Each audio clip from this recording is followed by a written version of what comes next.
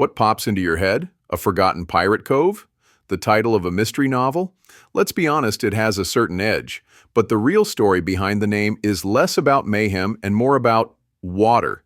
It comes from the Old Dutch word kils, meaning creek or channel. And that's the secret right there. This neighborhood isn't defined by a dramatic name, but by its harbor, its shoreline, and its deep connection to the sea. Which leads to the real question. How does a sleepy waterfront village, famous for fishing nets and summer cottages, transform into one of Staten Island's most sought-after suburban postcodes? And what does its real estate market look like after a quarter-century of explosive change? Today, we're diving deep. We're exploring the history, the hustle, and the homes of great kills. Let's rewind the clock. Way back. Picture the 1700s. This land was a patchwork of farmland and salt marsh. The air hummed with the sound of grist mills grinding grain, powered by the very creeks that gave this place its name. During the American Revolution, while the British flag flew over Staten Island, life here in Great Kills carried on, powered by the tides and the hard work of its clambers and fishermen. By the 1800s, the village got a rebrand. It was called Giffords, after a local surveyor, a name that still echoes down Giffords Lane. The community didn't just live by the water, it thrived on it. The oyster beds here were legendary. Sea captains, flush with success, built their grand homes along Amboy Road. This was the kind of place where you could feel the ocean breeze from your front porch and hear the day's gossip down at the local tavern. The developers saw their chance and they took it. The late 60s and 70s were a blur of construction. Split levels, Cape Cods, and semi-attached homes sprouted like wildflowers. Amboy Road, once a quiet country lane, exploded into a bustling commercial artery. In fact, more than half the homes you see today were built in that post-bridge boom. Great Kills cemented its reputation. Safe, family-friendly, suburban. But it never, ever lost that nautical charm. So, how do you get around this suburban oasis? Transportation is baked into its DNA. The Staten Island Railway pulled into the station way back in 1860, and it's still the steel artery connecting the neighborhood to the ferry. Today, you've got local trains around the clock and express trains that slash commute times. On the streets, a fleet of MTA buses keeps things moving. The S79 Select bus whisks you up Highland Boulevard and right over the bridge into Brooklyn. And for the Manhattan-bound warriors, the express buses are the secret weapon, a one-seat ride straight into the heart of the city. Of course, this is Staten Island, and the car is still king for many. The Verrazzano is just a 25-minute drive away, putting the entire tri-state area within reach. All right, let's talk about the main event. Real estate. Over the last 25 years, the story of Great Kills has been one of steady, relentless growth. Back in the late 90s, you could snag a detached house here for under $300,000. By the mid-2000s housing boom, that same home was fetching north of $600,000. The 2008 crash was just a hiccup here, a modest dip compared to other areas. Then came 2012 and Hurricane Sandy. The storm tested this community to its core. Waterfront properties took a beating, and flood concerns put a chill on the market. But this is a waterfront town, and waterfront towns know how to fight back. With new building codes, stronger flood protections, and sheer grit, buyer confidence came roaring back. Today, the median home price hovers around $720,000. Newer detached homes easily push past $900,000.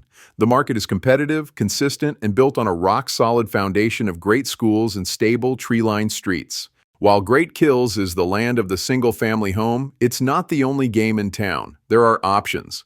Back in the 70s, garden-style co-ops popped up, offering an affordable first step onto the property ladder. In the 80s, townhouse-style condos brought a new flavor, attached, living with private parking. Today, these units are a fantastic value, often selling for less than half the price of a house.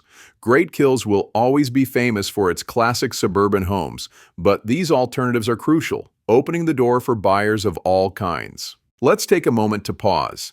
If you're watching us here in Great Kills, so is your next buyer. At Prodigy Real Estate, we're one of the largest mass media real estate companies, with a built-in audience that's already tuned in.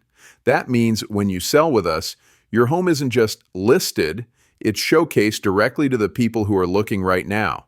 And now, let's return to our story. But to truly understand Great Kills, you have to explore its distinct pockets, each with its own unique character and architectural story.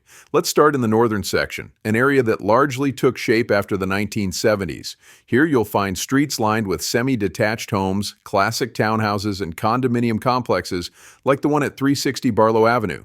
But as you move closer to the Staten Island railway line, the architectural tapestry becomes more diverse.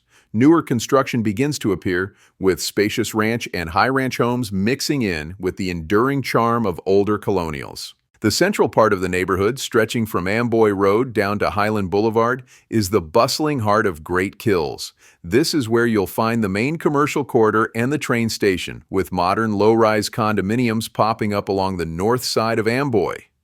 But just south of that bustle lies an exclusive enclave known as the Dent Road area, wrapping around the tranquil Jack's Pond.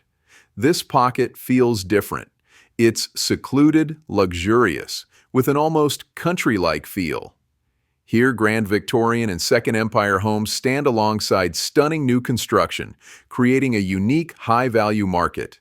As you move west and south from this alcove, the streets relax into a more modest, charming blend of older colonials and ranch homes on quiet, tree-lined blocks. Finally, the southern section, bordered by the vibrant commercial strip of Highland Boulevard, whispers of its past as a coastal retreat. In the early 1900s, this area was dotted with quaint bungalows for summer visitors. While many have been replaced over time by semi-detached homes and newer construction, you can still find remnants of that classic shore style. This waterfront heritage is alive and well in modern developments like the Sailor's Key townhomes. But perhaps the most unique community here is Port Regalle, a sprawling condominium development with a distinct Spanish and Floridian architectural flair. With its waterfront views, private marina access, and resort-style amenities, Port Regalle offers a completely different kind of coastal living, a sun-drenched escape right here in Staten Island. And speaking of that village center, let's talk food. While Amboy Road has the bustle, the real local flavor is tucked away on Mansion Avenue. It's home to beloved neighborhood staples like Cole's Dockside, a place where you can find fresh seafood and a lively bar scene just steps from the water. And if you follow the street all the way to the harbor, the avenue culminates in one of the South Shore's most iconic destinations, Marina Cafe, a spot known for its sweeping water views and for being the go-to place for family celebrations for decades. It's this blend of lively local hangouts and landmark waterfront dining that gives the area its true neighborhood feel. But the lifestyle here is really defined by getting outdoors. The crown jewel is, without a doubt, Great Kills Park. We're talking over 580 acres of pristine shoreline, walking trails, and salt marsh. It's a haven for bird watchers, a launch point for kayakers, and home to Nichols Marina, where the boating culture is alive and well.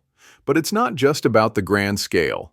The neighborhood is dotted with smaller green spaces and playgrounds, ensuring there's always a place just down the street for kids to play. And that community spirit truly comes alive on the field and in the pool. For generations, the Great Kills Little League has been a rite of passage. From spring through summer, the crack of the bat and the cheer of the crowd are the soundtrack of the neighborhood.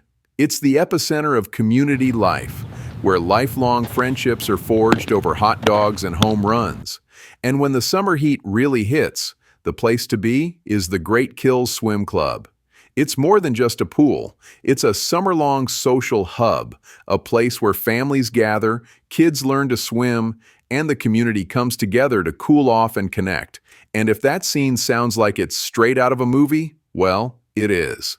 The club was the real-life setting for the 2015 comedy Staten Island Summer, written by local legend Colin Jost, giving the neighborhood and nearby Mansion Avenue their own slice of Hollywood fame. For the many families that call Great Kills home, the public school system is a powerful draw.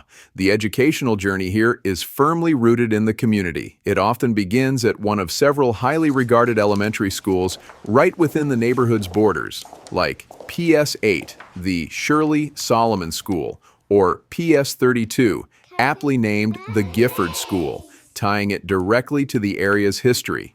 PS 53 in neighboring Bay Terrace also serves many Great Kills families, creating a strong network of local grade schools. From there, most students move on to IS 24, Myra S. Barnes Intermediate, a major hub where kids from different elementary schools come together before high school. When it comes to high school, students are generally zoned for the acclaimed Tottenville High School, one of the borough's largest and most comprehensive schools.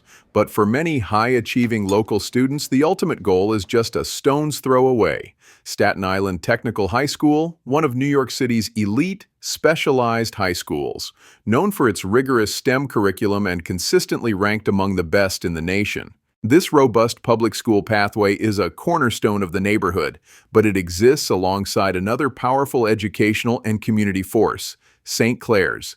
Founded in 1936, its parish is the largest on Staten Island, serving more than 7,000 families.